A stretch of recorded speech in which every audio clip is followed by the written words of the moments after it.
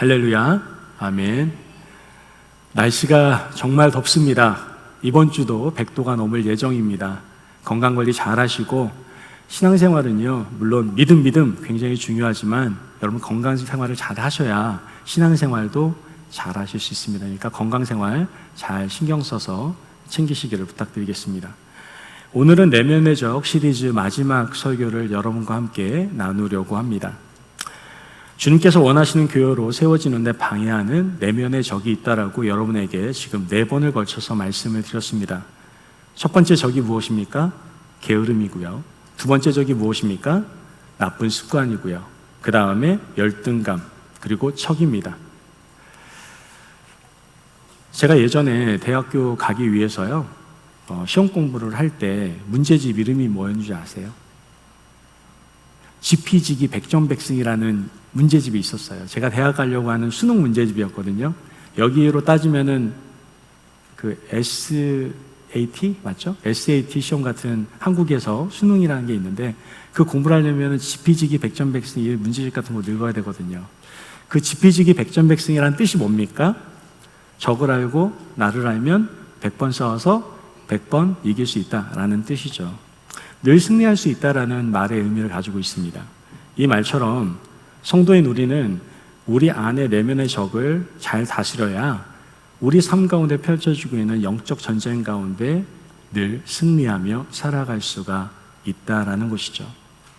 간절히 바라는 것은 이번 시리즈 설교를 듣고 이제 저와 여러분이 주님의 도우심 속에서 내면의 적을 제압하고 영적인 전투에서 늘 승리하며 살아가시는 귀한 하나님의 자녀 되시기를 주님의 이름으로 축복합니다. 아멘.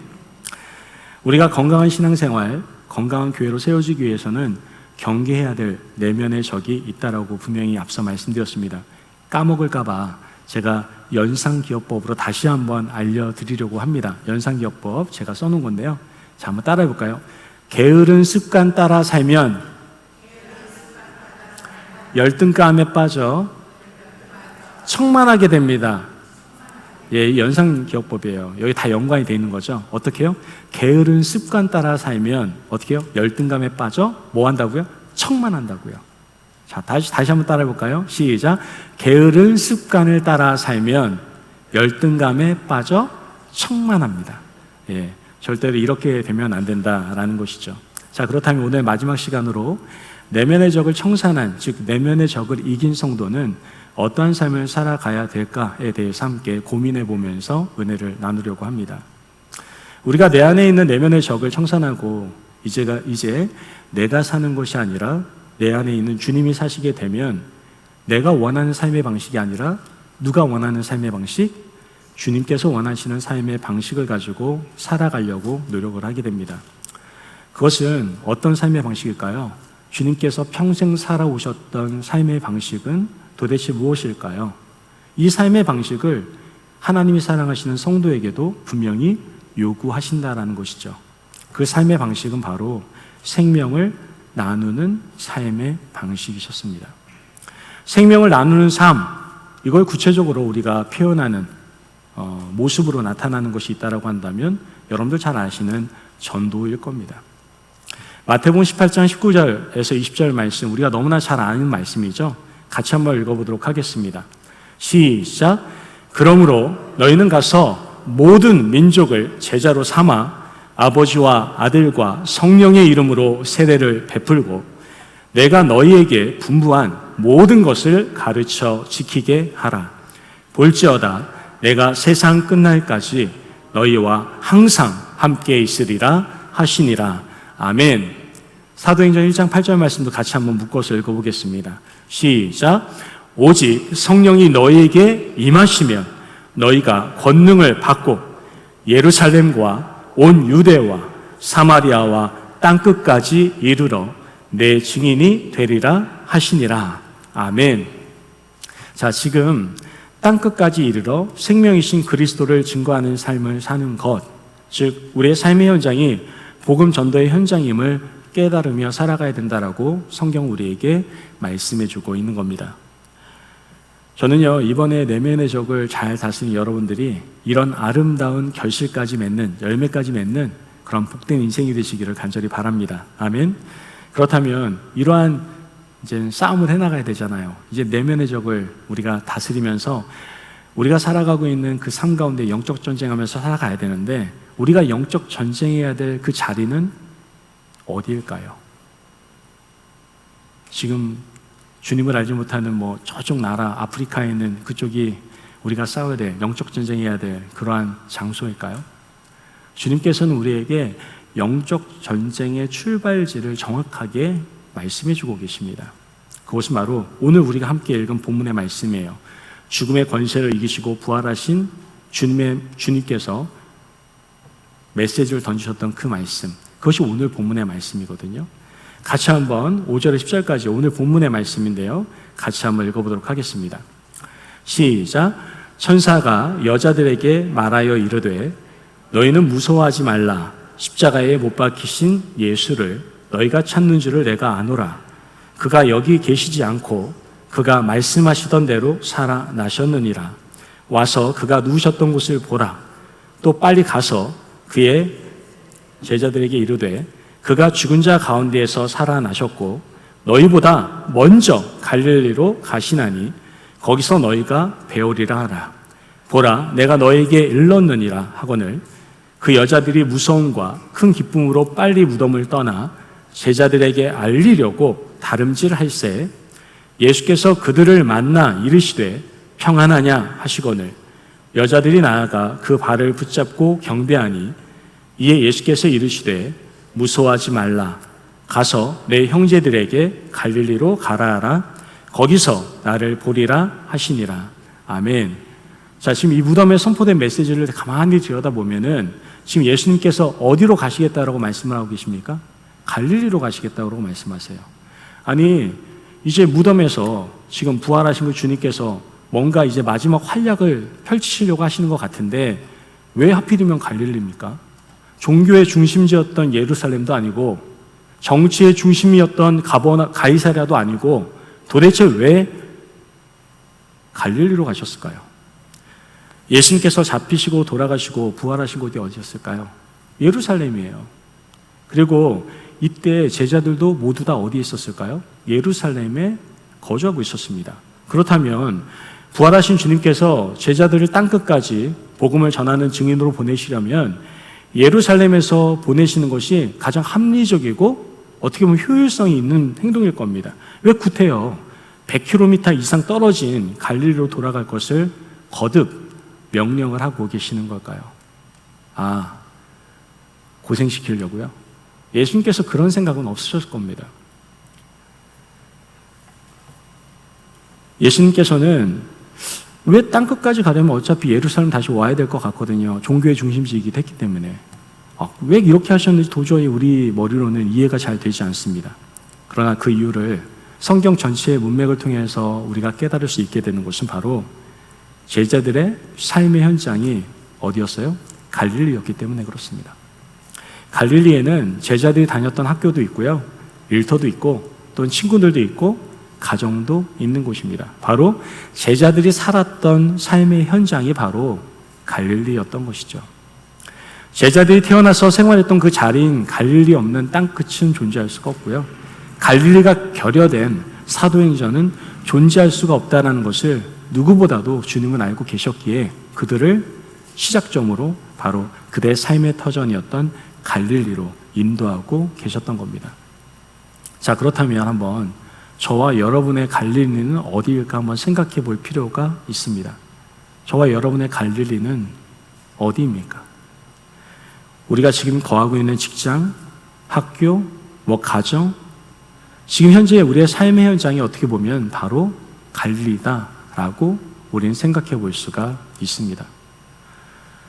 누구보다도 나를 잘 아는 사람들이 있는 삶의 현장, 이런 현장에서 우리는 생명을 가진 자로서 생명을 흘려보내는 하나님의 사람들이 되어야 된다는 것이죠.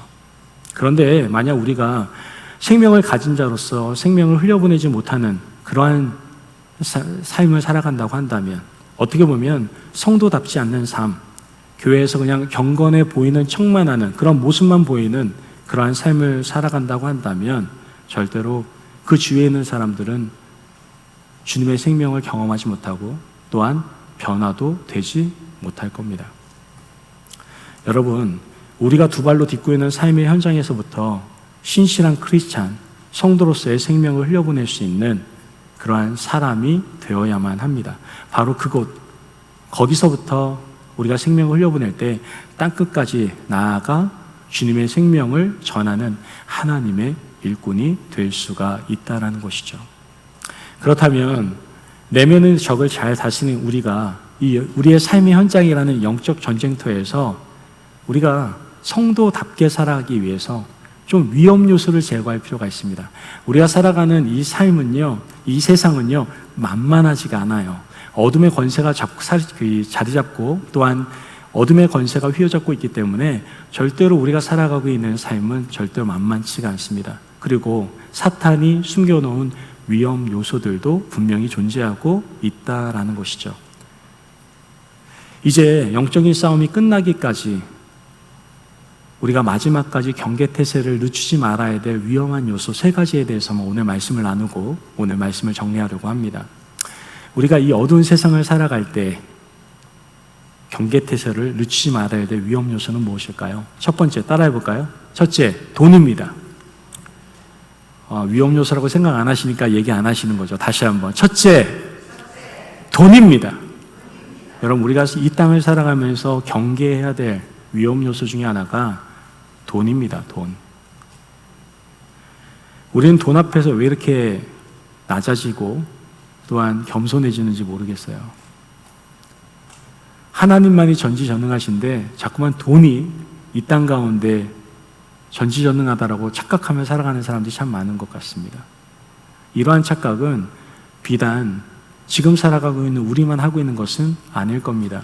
이스라엘 백성들도요, 우상 섬겼잖아요. 그들 섬겼던 우상들 대부분이 어떠한 신들입니까? 풍요롭게 해주는 신, 다산의 신, 즉 거의 돈과 연관되어 있는 신들이 굉장히 많습니다. 그것이 전지전능하다고 생각하고 우상을 섬겼던 것이죠. 여러분, 우리의 삶 가운데에서 정말 조심해야 될, 경계해야 될 위험소 중에 하나는 바로 돈입니다. 디모데전서 6장 10절 말씀을 보면 이렇게 말합니다. 같이 한번 읽어볼까요? 시작. 돈을 사랑함이 일만 악의 뿌리가 되나니 이것을 탐내는 자들은 미혹을 받아 믿음에서 떠나 많은 근심으로써 자기를 찔렀도다. 여러분, 지금 돈을 사랑함이 뭐라고요? 일만 악의 뿌리다라고 얘기하고 있습니다. 일만 악의 뿌리다라는 얘기는 죄다라고 얘기하고 있는 겁니다. 여러분, 돈을 사랑하는 건 죄입니다, 죄. 목사님, 마음이 좀 불편해지기 시작합니다. 제가 말씀대로 전하지 않으면 전 사꾼이잖아요. 분명히 말씀드립니다만 돈을 사랑하는 것은 죄입니다, 여러분. 죄. 여러분, 하나님께서 우리에게 사람을 창조하실 때 이 땅의 모든 것들, 돈을 포함한 겁니다. 이 땅의 모든 것들에 대해서 말씀을 하십니다. 생육번성 충만하라, 정복하고 다스려라. 하나님께서 만든 모든 피조물에 대한 모든 것들은 우리가 다스릴 존재지 우리가 경배해야 될 존재는 아니다라는 거예요. 우리가 추앙할 존재는 아니다라는 거예요. 그런데 우리는 돈을 추앙할 때가 너무나 많습니다. 그래서 이 돈에 너무나 현혹된 나머지 자꾸만 1억 천금 노리는 사람들도 많아요. 인생에 뭐 있어? 한 방이야. 그래서 로또 사시는 분들도 계시잖아요. 여기 로또 안 사신 분 한번 손 한번 드시지 마세요. 예, 드시지 마세요. 다 찔릴 거 아니에요. 저도 찔리는데요. 저도 샀었어요. 저도. 예. 제가 이게 돈을 한 번에 벌고 싶다 그런 건 아니고요. 그냥 엄청나게 막 모였다길래 어떤 기분일까 궁금해서 샀어요. 근데 참 사람이 신기하죠. 저 뽑아준다고 하지도 않았는데 왜 이렇게 마음속에 별의별 생각이 다 드는지, 이 돈을 받게 되면 내가 무엇을 할까? 아무것도 줄 생각이 없는데 저 혼자 김치국을 마시고 있는 그러한 경험을 저는 하게 되더라고요. 여러분, 기억하십시오. 이 돈의 노예가 되시면 안 돼요. 돈을 다스리면 어떻게 보면 여러분들은 돈을 다스리는 주인이 될 수 있어요. 하인으로 우리가 취급하며 살아갈 수 있습니다. 하지만 잘못 섬기면 여러분들이 오히려 돈의 노예가 될 수 있다는 것을 기억하셔야 됩니다. 세상에서 성공한 사람들은요, 돈에 대해서 이렇게 말을 하더라고요. 작은 돈은 어린아이이고 큰 돈은 어른입니다. 이렇게 얘기하더라고요. 이 말은 무슨 뜻이냐면은 작은 돈은 어린아이처럼 더욱 조심히 잘 사용해야 되고 큰 돈은 어른답게 지혜롭게 잘 사용해야 된다라는 그러한 말의 의미다라는 것이죠. 그렇다면 하나님의 사람, 즉 성도라고 한다면 어떠한 재정관, 경제관을 가지고 있어야 될까요? 한번 따라해 볼까요? 청지기적, 따라해 볼게요. 청지기적 경제관을, 별로 청지기로서 살고 싶지 않으신 거예요? 그냥 노예가 되고 싶으신 거예요? 다시, 청지기적 경제관을 가져야 됩니다. 여러분, 청지기적 경제관을 가지고 계셔야 돼요. 주인이 우리에게 허락하신 재정에 대해서 그 주인이신 하나님의 것임을 인정하고 우리의 삶의 현장에서 성실히 열심히 돈을 벌며 하나님의 방법대로 사용할 수 있어야 된다는 것이죠. 우리는 보통 잘못된 생각을 가지고 있습니다. 믿음은 믿음이고 돈은 돈이다, 이렇게 생각하시는 분들이 있어요. 그런데 여러분, 돈과 믿음은 절대로 떨어진 게 아닙니다. 돈과 믿음은요, 절대로 떨어진 게 아니에요. 착각하시면 안 돼요. 마태복음 6장 21절 말씀을 보면은 내 보물이 있는 곳에, 그곳에는 내 마음도 있느니라. 여러분들이 돈을 쓰는 곳에 여러분의 마음이 있는 겁니다. 여러분들이 사용하는 곳에 마음이 있다고요. 여러분 지금 어디에 마음이 가 계십니까? 어디에 가장 많은 재정을 사용하고 계십니까? 11조요? 어떤 분은 그렇게 얘기합니다. 11조는 구약시대의 율법 아닙니까? 정말 이런 무식한 소리는 제발 안 하셨으면 좋겠어요. 왜냐하면은 구약시대 이전에 있었던 게 11조입니다. 그리고 11조의 정신을 제대로 안다고 한다면 교회에서 돈 내놓으라 이런 얘기하는 거 아니다라는 거 너무나 잘 알 겁니다. 11조는요, 청지기 사명에 대한 기본적인 자세입니다. 하나님, 모든 것이 하나님의 것인데 하나님께서 구약시대 이전부터 10분의 1에 대해서 지정하시고 하나님 것을 구별하여 드리라고 하셨으니 제가 드립니다. 그 믿음의 표현이 11조예요. 사실은 저는 여러분에게 11조 해라 마라 그런 얘기 안 합니다. 단 제발 돈과 믿음을 구별하지 마십시오. 여러분 스스로 한번 양심에 손을 얹고 한번 생각해 보세요. 내가 정말 돈과 믿음을 따로 구별하며 살고 있지는 않은가? 내가 사용하는 그 목적에 따라 쓰는 것이 내 지금 상태입니다. 성경을 통하여 돈이라는 위험 요소로 인하여 실패한 인생을 살았던 사람들이 굉장히 많이 나옵니다. 척하는 사람들, 내가 이 정도 했다라고 생각하는 그런 척하는 사람들이 하나님께 얼마나 많이 심판받았는지 우리는 성경을 통해 너무나 잘 볼 수가 있다는 것이죠. 여러분 제발 부탁드려요. 돈 사랑하지 마세요. 제가 주변에 듣는 소리를 들어보면 돈 사랑하는 사람들은 또 꼭 돈에 넘어지든가 돈에 대한 심판을 받더라고요. 제발 돈 사랑하지 마십시오. 돈을 허락하시고 돈을 우리에게 허락하시고 주신 누구를 사랑해야 됩니까? 하나님을 사랑하실 수 있는 저와 여러분이 되시길 주님의 이름으로 축복합니다. 아멘. 그러므로 하나님께서 허락하신 재정에 대하여 청지기직 사명을 좀 이렇게 가지십시오. 하나님께서 나에게 주신 이 재정에 대해서 내가 어떻게 사용해야 됩니까? 하나님께 좀 물으시고요. 내 감정이나 내 생각, 의지대로 하지 마시고 하나님께서 하라는 대로, 하나님께서 허락하시는 대로 청지직 사명을 잘 감당할 수 있는 저와 여러분이 되시길 주님의 이름으로 축복합니다. 아멘. 여러분 그렇습니다. 이 세상에 돈이 만연해요. 만물신이 가득해요. 그러다 보니 설교 강단에서 돈 얘기하는 거 되게 싫어합니다. 전 돈 얘기하는 게 아니라 믿음 얘기하고 있는 거예요. 착각하지 마세요. 믿음 얘기하고 있는 겁니다. 위험 요소 중에 하나, 우리의 믿음을 흔들릴 수 있는 게 돈이다라는 것을 여러분들 꼭 기억하셔야 돼요. 두 번째가 뭡니까? 바로 성입니다. 성. 단지 지금의 문제만 아닐 겁니다. 그러나 여전히 우리는 성이 문란한 시대를 살아가고 있습니다. 최근에는 더욱더 이러한 성의 문란함이 가득한 것 같습니다. 불륜이 아름다운 로맨스가 되어버렸어요. 여러분 드라마 한번 보세요. 그러면은 옛날에는요, 불륜 딱 보이면 세상에 어떻게 저럴 수가 있냐고 막 눈에 불을 켜고 아주 그냥 세상 인생 말종 이렇게 봤었는데 요즘은 너무나 드라마를 불륜을 아름답게 꾸미다 보니까 와, 나도 한번 경험해보고 싶다? 뭐 이런 생각까지 하는 정말 바르지 못한 생각을 하게 하는 걸 보게 됩니다. 요즘 유부 남녀들, 그러니까 유부남, 유부녀들이 이제 애인 하나가 없으면 뭔가 문제가 있는 것처럼 보이는 시대를 지금 우리가 살아가고 있어요. 여러분, 이게 믿음의 사람들이니까 이해가 안 가죠. 한국에 있는, 세상에 있는 사람들은요, 이렇게 살아가요. 유부남, 유부녀들이 애인 한 분씩 이렇게 모시고 계시다니까요. 이게 말이 됩니까? 이런 말도 안 되는 시대를 우리가 살아가고 있습니다. 또한 뭐 동성애 문제, 뭐 말할 것도 없겠죠. 이것이 우리가 살아가고 있는 갈릴리의 현 주소다라고 생각해 볼 수 있어요. 고린도전서 6장 18절 말씀을 보면은 분명히 얘기합니다. 음행을 피하라 라고 분명히 얘기하고 있어요. 고린도전서 6장 18절 말씀 같이 한번 읽어보도록 하겠습니다. 시작. 음행을 피하라. 사람이 범하는 죄마다 몸 밖에 있거니와 음행하는 자는 자기 몸에 죄를 범하느니라. 아멘. 여러분, 성경에서는 분명히 얘기합니다. 음행을 피하라고 얘기하고 있어요.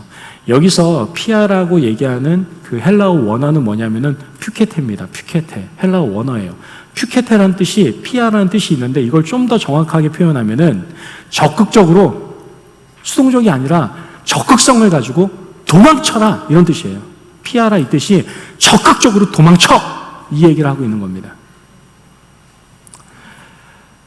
여러분, 우리는 이러한 성의 문제에 대해서 적극적으로 도망칠 필요가 있어요. 어떻게 도망쳐요, 도대체 그러면? 여러분, 우리가 살아가다 보면 가장 쉽게 걸리는 질병이 하나 있습니다. 그게 뭐예요? 감기. 여기 감기 한번 안 걸리신 분 계세요? 또 안 계시다고 난 건강하다고 얘기하면 제가 참 당황스러운데 아마 한 번쯤은 걸려보셨을 거예요, 감기. 그죠? 예방주사도 없고요. 걸리면 약도 없어요. 뭐 백신 있다고 하는데요. 그거 맞아도 감기 걸려요. 그래서 의사들은 그 얘기 하더라고요. 감기 걸렸을 때 약 먹으면 7일 걸리고 약 안 먹으면 일주일 걸린다고 이렇게 얘기하시더라고요. 똑같다는 얘기예요. 결론은 똑같다는 얘기예요. 약 먹으나 안 먹으나 감기 걸리면 고생한다는 얘기입니다. 예. 현재 바이러스가 200종류가 많은 변종을 일으키고 있죠. 또한 우리는 최근에 코로나라는 그러한 전염병으로 인해서 평범한 일상을 빼앗긴 경험을 한 적도 있습니다. 이런 상황 속에서 우리가 감기 바이러스, 이런 질병들을 완벽히 막는 방법은 없습니다. 그런데 우리는 인생을 살아가면서 최소한 300번 이상의 감기가 걸린다라고 하는 리서치 조사가 있었거든요. 우리는 반드시 걸리게 되거든요. 그렇다면 이러한 감기를 예방하는 방법이 어떤 것이 있느냐? 첫째, 좋은 컨디션을 유지해야 된다라고 얘기를 해요. 잘 먹고 잘 자고 무리하지 않아야 된다는 것이죠. 그래서 면역력을 잘 키워야 감기에 걸리지 않는다라고 얘기를 합니다. 두 번째는 감기 걸린 사람 주위에 가면 안 된다라고 얘기를 해요. 사람들 주위에 가지 않는 것이 감기를 예방하는 방법이다라고 얘기를 하죠. 여러분, 이런 성적인 범죄도 마찬가지입니다. 감기와 같아요. 나의 내면 안에 들어오는 이런 성적 공격을 우리가 막기 위해서는 어떻게 해야 됩니까? 말씀과 기도로 무장해서 항상 영적인 컨디션 조절을 여러분 잘 하셔야 됩니다. 우리에게 면역력을 키워줄 수 있는 것, 믿음의 사람에게 면역력을 키워줄 수 있는 건 뭐예요? 말씀과 기도입니다. 그러므로 여러분 매일 삶 속에서 말씀과 기도로 면역력을 키워나가실 수 있어야 됩니다. 뿐만 아니라 유혹받을 수 있는 장소, 사람, 이런 상황들이 만나면 어떻게 해야 돼요? 피켓해. 적극적으로 도망치셔야 돼요, 여러분. 적극적으로. 여러분이 충분히 면역력이 길러졌다 생각하시면은 좀 케어할 필요는 있습니다만 그게 자신이 없으면 어떻게 해야 돼요? 적극적으로 도망치셔야 된다는 것이죠. 에베소서 5장 3절 말씀 같이 한번 읽어보도록 하겠습니다. 시작. 음행과 온갖 더러운 것과 탐욕은 너희 중에서 그 이름조차도 부르지 말라. 이는 성도에게 마땅한 바니라. 아멘. 여러분, 이런 것들의 이름조차도 부르지 마시고 적극적으로 도망치십시오. 그러므로 이제 미리미리 예방하시기를 바랍니다. 말씀과 기도로 단디 무장하시고 있어야 하지 말아야 될 자리를 언제나 적극적으로 도망치실 수 있는 여러분 스스로를 지키며 나아가시는 저와 여러분이 되시길 주님의 이름으로 축복합니다. 아멘. 마지막으로 우리가 위험한 요소가 무엇이냐? 영적 전쟁 가운데 위험한 요소는 바로 음식입니다. 음식. 목사님, 음식이 왜요? 라고 생각하시는 분이 계실 수 있습니다. 시편 78편 18절 말씀 같이 한번 읽어보도록 하겠습니다. 시작. 그들이 그들의 탐욕대로 음식을 구하여 그들의 심중에 하나님을 시험하였으며. 아멘. 자, 탐욕대로 음식을 먹으면 뭐라고 얘기하는 거예요? 하나님을 시험하는 것이다 라고 얘기하고 있어요. 음식 막 먹으면 안 된다는 얘기입니다, 여러분. 여러분, 건강해야 사명을 충실히 감당할 수 있습니다. 건강을 잃으면 사명을 감당하기도 힘들고요. 그 사명을 완수하기는 더더욱 힘들 수밖에 없습니다. 제가 아는 한국에서 유명한 내과 의사가 계세요. 강남 땡땡 내과 의원을 하시고 계시는 분이 계세요. 굉장히 유명하신 분이신데 그분에게 가서 제가 정기검진을 한번 받았더니 그분은 모든 질병의 근원은 뭐에 있다? 비만에 있다라고 얘기를 하세요. 그래서 음식 조절해라. 음식 잘 먹어야 된다. 맨날 저에게 그런 얘기를 하셨었거든요. 모든 질병의 근원이 거기 있다라고 그분은 보시는 것이죠. 근데 그분뿐만 아니라 웰빙을 연구하는 학자들은요, 전부 다 만병의 원인이 바로 먹거리에 있다라고 이야기를 하는 것을 저는 알 수 있었습니다. 여러분, 우리가 음식을 먹을 때 기억해야 될 것이 있어요. 먼저 먹지 말아야 될 것은 안 드셔야 되는 거예요. 먹지 말아야 될 게 뭘까요? 여러분들이 생각할 때 먹지 말아야 될 그것 안 먹으시면 되는 겁니다.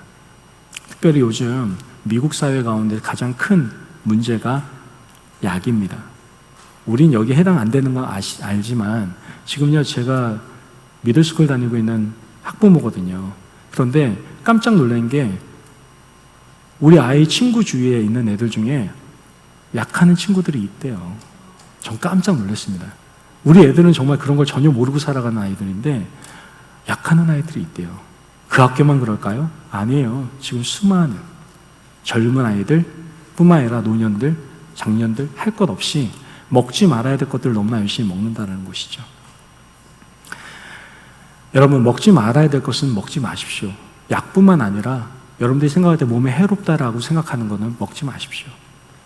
또한 포만감을 위해서 제발 먹지 마세요. 이거에 걸려들지 않으신 분들이 많지 않을 것 같아요. 제발 포만감을 위해서 드시지 마세요. 음식을 너무 넘치게 먹는 이런 부분들은 음식에 대한 탐욕이 될 수가 있습니다. 성경에서는 분명히 얘기합니다. 필요한 만큼만 먹으라고 얘기하거든요. 제발 음식점 가셔가지고 이렇게 벨트 풀으시고 드시지 마세요. 난 오늘 정말 각오하고 먹으리라 하고 벨트 풀으시고 갑자기 이렇게 풀으시고 드시는 분들이 있으시죠. 생각해보면 저도 한 몇 번 했던 거 기억도 나고 그러는 것 같아요. 여러분, 절대로 포만감을 가지고 먹을 정도로 음식 드시면 안 됩니다. 성경은 분명히 필요한 만큼만 먹으라고 얘기하고 있습니다. 주기도문을 보면 뭐라고 얘기합니까? 일용할 양식을 주옵시고 일용할 양식을 먹으라고 얘기하고 있고요. 광야에서도 만나와 메추라기를 주실 때 어떻게 하십니까? 각 사람의 필요한 만큼만 주셨다라고 성경은 분명히 얘기를 합니다. 우리가 필요한 만큼을 취했다면 더 이상 욕심을 내시면 안 돼요. 그게 거기서부터 탐욕이 되는 겁니다. 우리가 필요한 만큼을 먹었다고 한다면 그 외에 대한 부분들은 어떻게 해야 됩니까? 지금도 먹지 못하고 있는 이웃들을 생각할 수 있어야 된다는 거예요.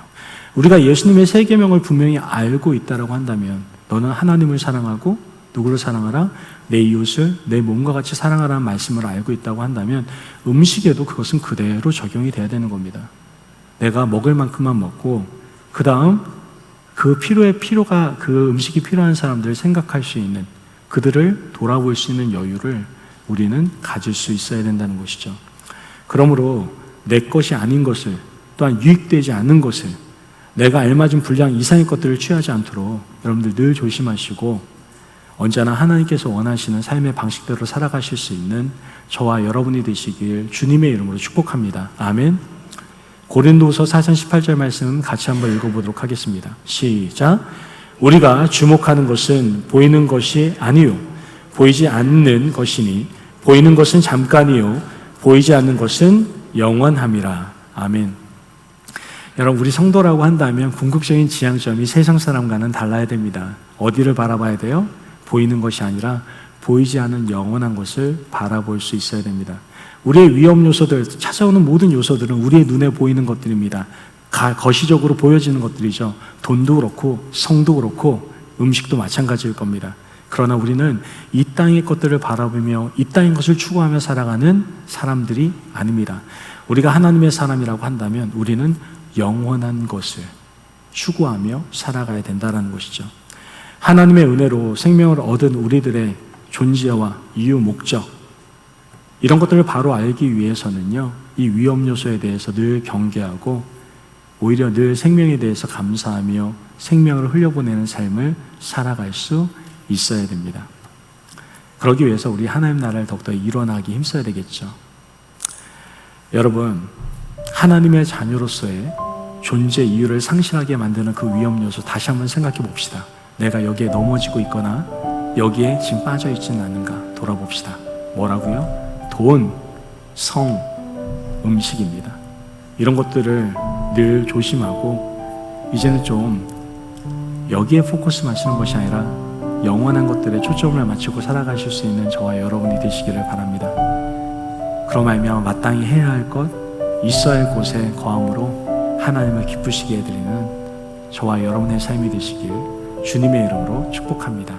아멘. 오늘 시간